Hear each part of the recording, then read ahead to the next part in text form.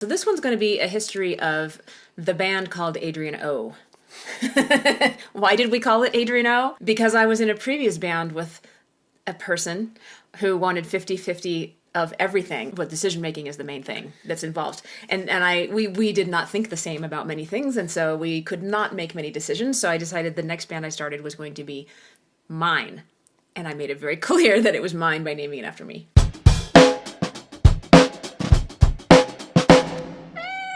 I was also really pushy about you doing that.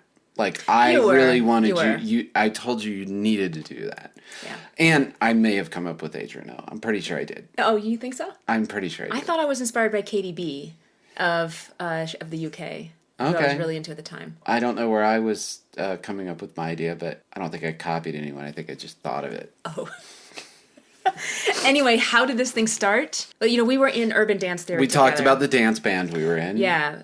Top 40 cover band, bar band. Yeah, and I think I might have been I was probably attempting to write some music, and you listened to some of it, and you expressed interest in doing music together. You sent me Youngblood. Okay, so there's this band called The Naked and Famous. I love. Yeah. And they have this hit called this named Youngblood, and you sent it to me saying, I think you'd like this song. Right. And then I wrote a song. Here's one way I write songs sometimes, is I'll play another song that I love that has a vibe, and I'll write lyrics while I'm listening to that song. I mean, it's not like I'm doing a Weird Al thing where I'm like writing lyrics in the same phrasing. You're not copying the melody. I'm not even copying the chord progression. You're just living in the feeling that the song gives you. Yeah, if the song touches me, then I have things to say about that. And I wrote a song based on that song you sent me, and I think that made you interested in working with me.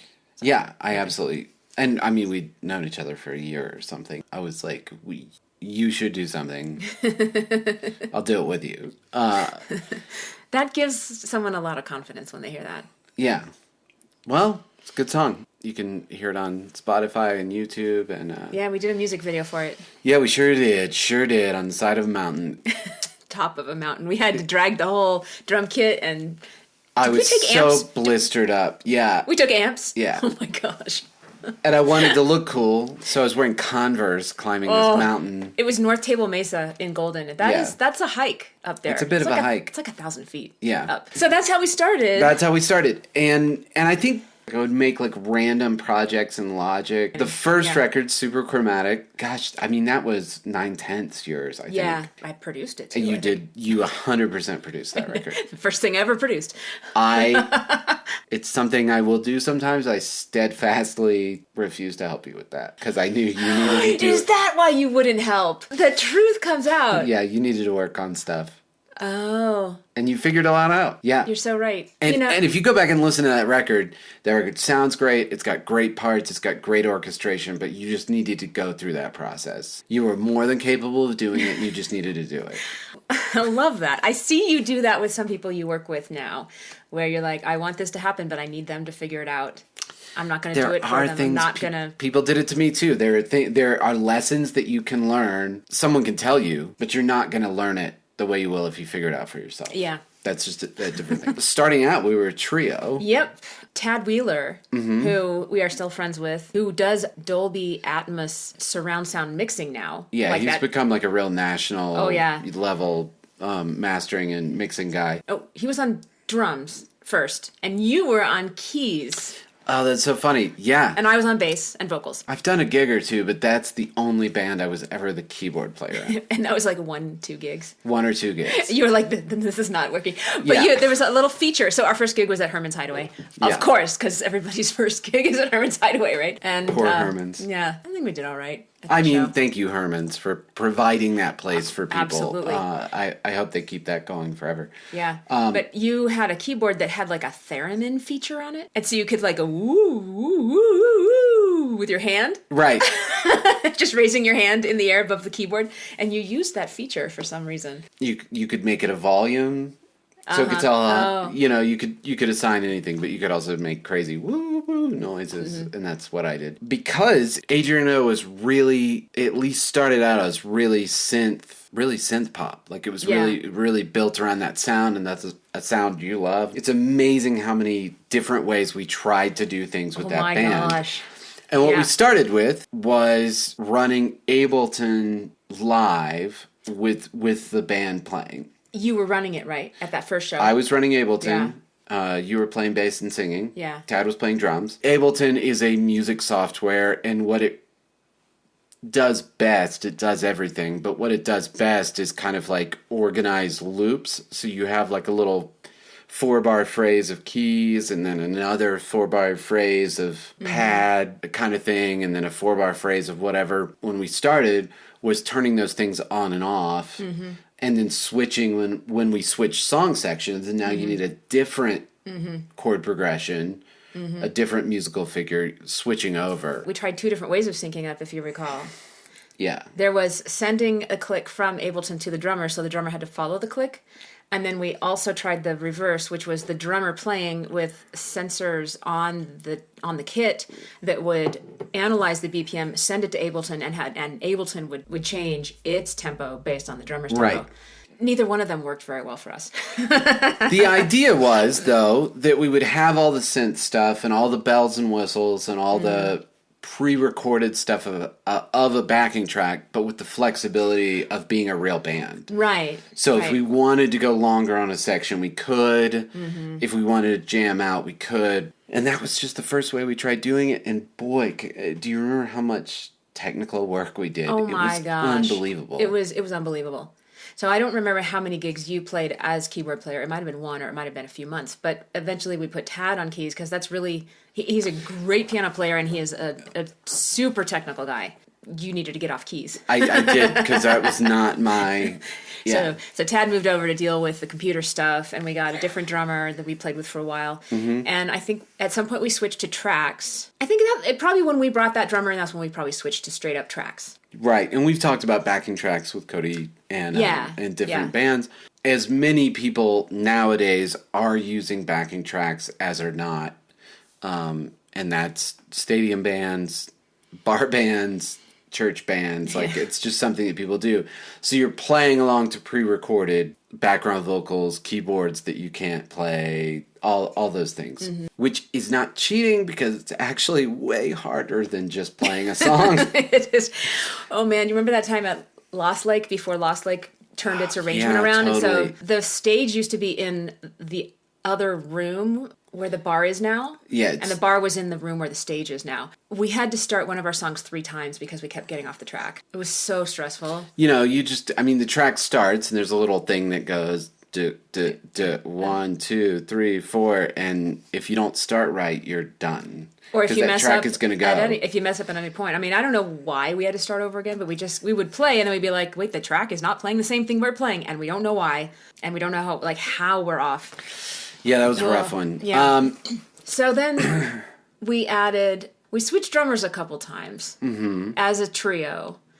Oh, and then we played, it was at a gig at the Gothic Theater that I think we were headlining.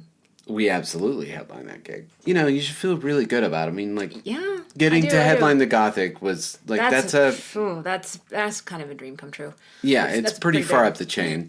But it was at that show where I was so stressed out about playing bass and singing that I decided this is the last show I'm going to play bass and sing lead. And I'm overloaded. I can't do both jobs really well. Well, and not just the musical thing, but you were the performance focus as well. So it's not 2 jobs, it's 3 jobs. You were playing bass, singing, and trying to work the stage and entertain. Yeah, but I couldn't. Point being, it's a lot to do. Yeah, and I couldn't move around. Right. Because the mic had to stay on the stand because my hands were both occupied. Yeah. So that's when we brought in Tyler Morse. Yeah. And, we got together with Tyler. The last time we got together is because I saw a YouTube thing of a gig at Ophelia's. Oh, yeah. We played at Ophelia's. That Adrienne O did and that Tyler was on. And it was so great. Like, that was way before he started touring with Murder by Death and whatever. But he even back then, just what a monster. Instantly transformed what we were doing. Yeah. Took it to the next level. Yeah. And then did we decide we wanted to get off tracks? That was about the time we started getting off tracks. Right. So then we needed a keyboard player. And it turned out we one keyboard player. But we needed two. Two. So we got Jake Harrison, who now lives, I think, in North Carolina, and he's a software developer now. Mm-hmm. And we got Brian Stacks. That is how we started working with Brian Stacks. Yeah. Colorado famous. The Brian Stacks. I loved... We played last night, and you blew him up like super big. I know. When he comes up to play Landslide, to come play Landslide, I love it I so always much. talk about, like, these talented musicians on stage, but there's one guy who's super amazing. He plays all this and this and this while he's walking up. And then, you know, the crowd goes wild, Mr. Brian Stacks. And then he's like, yeah, but listen to her sing. Yeah, like, he always tries to play it off. Bask in it for a moment. He always tries to play it off. He can't take a second of it. There's nothing more entertaining to me. Good. He's so great. Maybe the best musician I've ever been around. You know who I'm talking to. So kind of, I guess the point is we swelled from a couple of different versions of the band, doing it with a bunch of technology, doing it with backing tracks, we had gigs where we were not on backing tracks. It was just straight up guitar, bass, drums. We did the Dickens. We did that a couple of times with no tracks. It was just me doing a lot of like synthy reverb wash guitar and trying to fill in. Up to eventually a 7-person band. Right, and the 7th person was Jacob Warner as a background vocalist. And later Jacob Larson. Jacob Larson after that. We really did that band every single way you can do a band. Yeah, and that created a ton of churn. It was so much work trying to put together a band many times in many different ways with many different people and all kinds of technical approaches. I'm glad we learned a lot through that. Right. But wow, what a waste of time. If we had known which direction we wanted to go, if we'd known the musicians we know now. Well, yeah. You know, but I mean, I guess you have to pay your dues. I paid my dues through that one. Well, we both do. I learned a lot, and we were chasing a sound, and we were chasing an emotion, and sometimes with art, a ton of time and effort goes into chasing, you know, this thing you're trying to make, and maybe you don't figure out how to do it. But when you have that kind of goal, it's not really even a goal, it's an ideal. You just it's a sound you hear in your head, and you just want to make it happen. So we talked about how we recorded the first record, which was basically in the box on my computer. And I recorded vocals. We got a great River preamp and a couple of good mics. And we did the drums. Not all the songs have live drums, but we did the songs at Conway Sound with Ryan Conway, who I never talked to, but we're best buddies. I talk to him every 5 years or so. Live drums that we went in and tracked, and then you pretty much did all the synth work, programmed everything. And I played bass and I sang and I did harmonies, and you, I'm sure, I played guitar. Yeah. And then the second one was lines, and that one. Didn't we did with Dan Buckley. We did at the Art Institute. They had that great recording room. So we recorded drums, bass, and guitar live, and then I think I produced on top of that. So what we wound up doing was a recording program at this university in Denver. We were basically the project. Yeah. And we recorded all the tracks for the EP, the bass, drums, and guitar, essentially live. A few overdubs and stuff, but we were basically letting a classroom full of 20 or 30 people taking this recording class work on our stuff, and of course, and then you produced a bunch on top of it, and then I don't remember why, but I wound up mixing that one, and that was the one that was on the radio a little bit.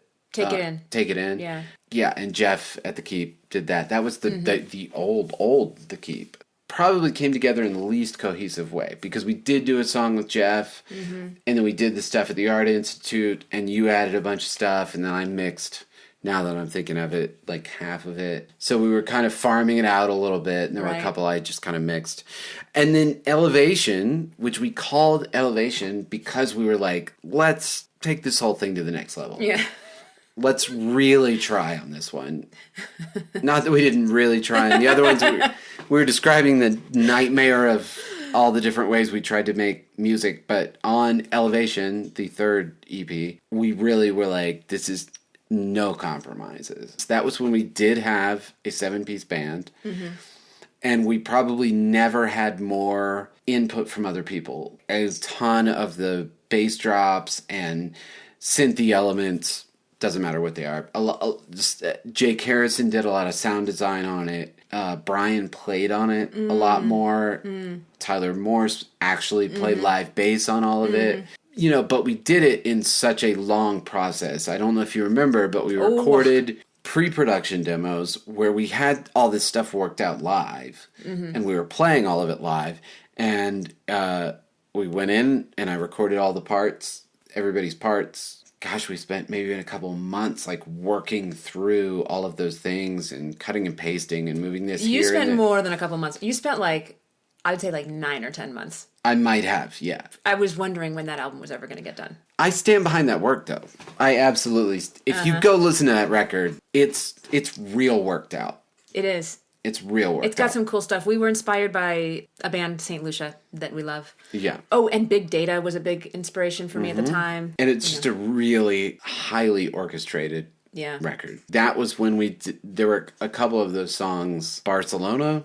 Yeah. Maybe 30, 40 vocal tracks. Oh my gosh. And that was mixed by Bobby Salvaggio, who I mentioned recently. Yeah, we just got Bobby. By the time I put the parts together, I did not have the mental ability to then also mix it. You were super deep into it. There's no way you could get the perspective on it. There was nothing. Or the energy. Reworked it and just worked it out. We had some fun gigs. Yeah, well, we started out playing all the usual suspects, so... We did all the dives. Let's see, Larimer, Lost Lake, Three Kings, Lion's Lair, places up further north, and then some nicer places. Herman's, Ophelia's, yeah. What? It's Franco's now. What was that place called? Toad Tavern. Toad Tavern. Yeah, we played the Toad Tavern a few times. I mean, we played a lot. When I look back at how many set lists are in the folder, it's surprising how many. I think we played over 100 shows. Yeah. Oh wow. I'm surprised by that. Yeah. Nah, I'm pretty sure we did. Yeah. And then we worked our way up, and we were playing at the Hard Rock Cafe fairly regularly. Played at the Bluebird Theater and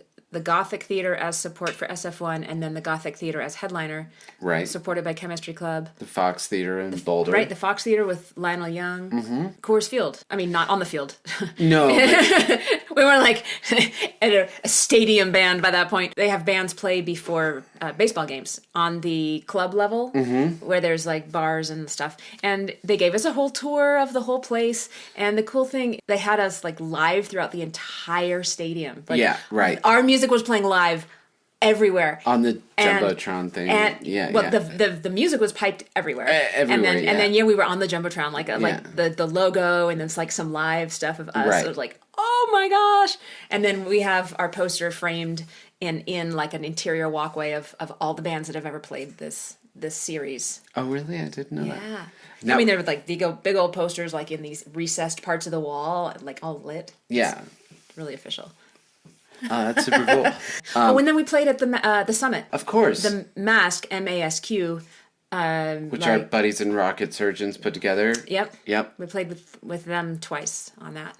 Yeah, that's right. 2 years. So that was really fun. The second one at the Summit. The first one was at this weird indoor private outdoor event club. Space, yeah. Yeah, it's like in between two buildings, but they put a little roof over it, so it's indoors, outdoors. Anyway. That was when we were also trying to run our own lights. So... Talking about technology. Oh my gosh, that band was a tech wormhole. It so was. I mean, I had this vision of what it could be. I wanted it to be an entire experience, not just people playing music at people. Right. And for me, visuals are a big part of it. And so I bought a lot of lights. I mean, I had... That's right. You sure did. I think I had 21 fixtures. 2 of them were vertical row of moving heads, RGB spots. Floor ones and I had a DMX controller, and so we went back to playing tracks at least for the click because I designed the lighting show right using a program called Show Buddy, which was where you could Show Buddy you could program all the colors and directions and movements and fades and everything of all of your lights. And so a show for us meant that I was dragging like boxes and boxes of lights and all these cables and setting them all up. And then they were very error prone because the more you daisy chain together, the more the signal can bounce back and forth and like provide bad data. So we did do one show at Erico Motorsports. That was an EP release show there. I think for Elevation. Yeah, our Elevation EP release was at at a motorcycle shop. That was such a cool show, though. Yeah, it was cool. Lights down, and then so our light show was the only thing you could see. Oh my gosh, made backdrops. Do you remember those? Yeah. Oh, so I got these. They're not cardboard. They're like plastic cardboard. Yeah, they're like plastic cardboard. 10 feet tall and 4 feet wide, something like that. Yeah. Black, 8 or 10 of them. And then I got some silver Mylar tape, and Jacob Warner and I put stripes on half of each of those things, and then we leaned them up against the back, and so we had this whole wall that was black with reflective Mylar stripes, and so the light would reflect off of that. Right. The effort that I put into that band, it floors me now. I know. Well, no, it was such a cool show because it was at this huge motorcycle dealership, and they agreed to like move all the bikes out, and so it was just in this big warehouse. And I'm gonna say what I learned is it's worth paying pros.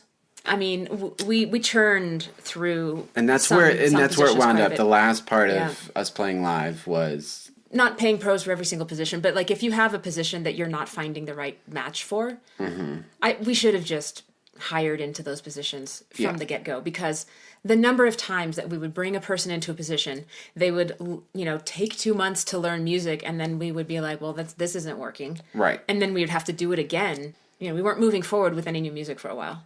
So that's my big takeaway. Yeah, I would say that was one of the big ones. I really kind of developed the last layer of polish on my sense of what a show was. We put so many of those shows together to be real shows. And maybe they were 45 minutes, maybe they're an hour. We weren't doing, these whole night things.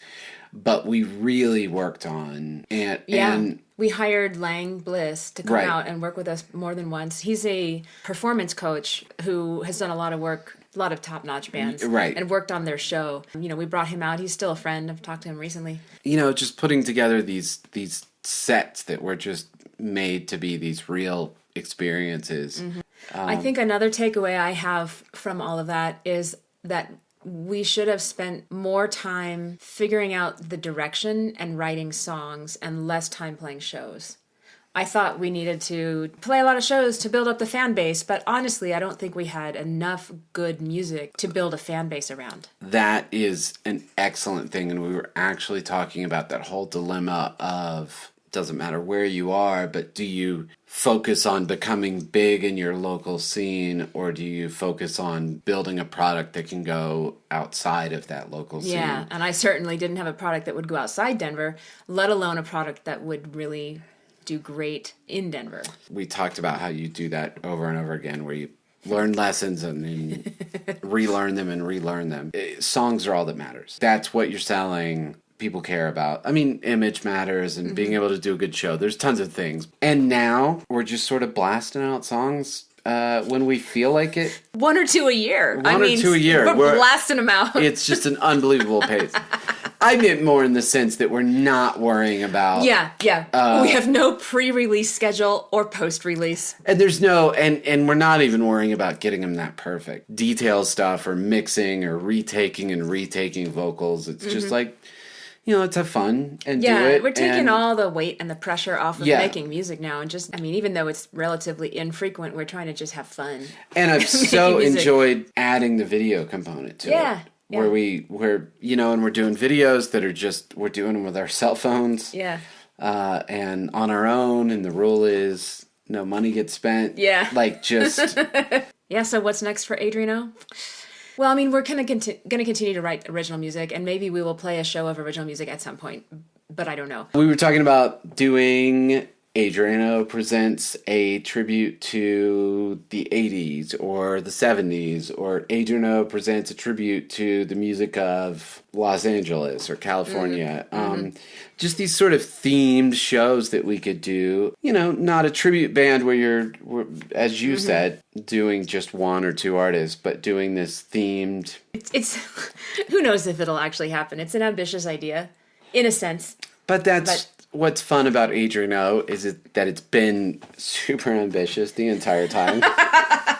And it's a we can always go back to and work on. It's like we can not do it for a while and then start doing it again. It's just... I feel like we have our players now. Yeah. We know a lot really of good musicians at this point, and the core group we tend to play with, we can just, if we just plan the show start to finish and send it out, we can rehearse once or twice and have a solid show. I shouldn't say I love it. I don't mind working with you. And How do you think I feel about working with you? I bet after that comment, less good. It's this thing we have that we enjoy doing. I feel very lucky that I get to make music with you. I feel the same way. So that's the story of Adrienne O. Adrienne O. The band. Evergreen accomplished. Yeah. All right. See you guys next week. Thank you again.